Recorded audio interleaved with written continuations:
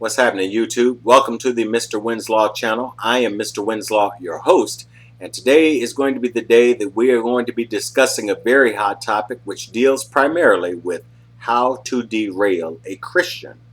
I believe that it is very important for atheists out there to have a means of successfully combating the Bible thumpers. I know those Bible thumpers can be pretty fierce at times, so we need to have a way to defend ourselves.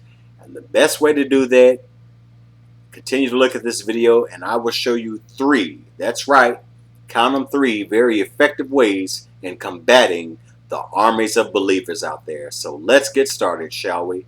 The first thing that we need to consider when combating Christians is that they are going to base their entire livelihood on the pages contained within the Holy Bible, the King James Bible to be exact. So derailing them using point one is very easy because we can use the Bible to impeach the Bible.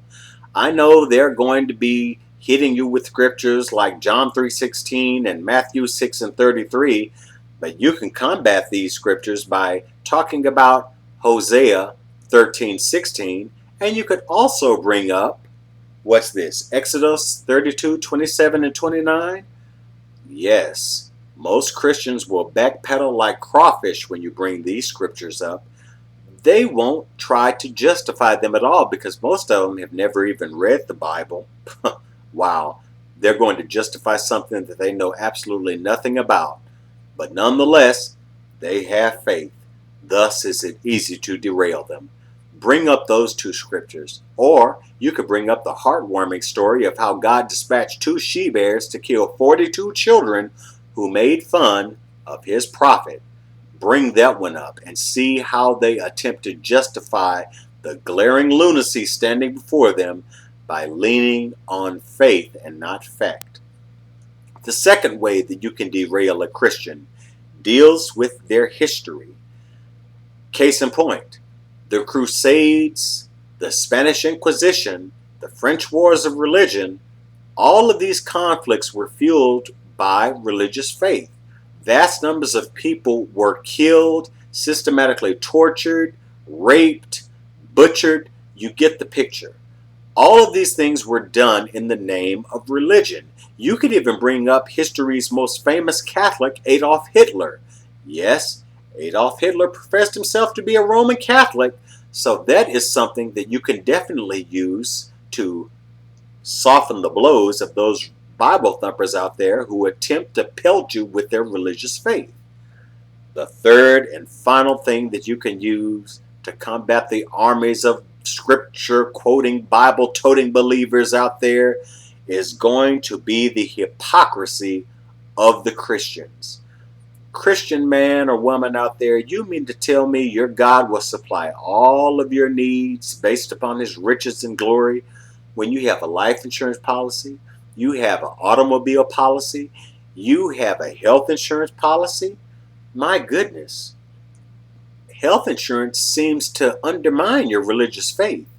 Insurance is a just in case type of thing, and you mean to tell me that you have religious faith and you have these things going with you at the same time?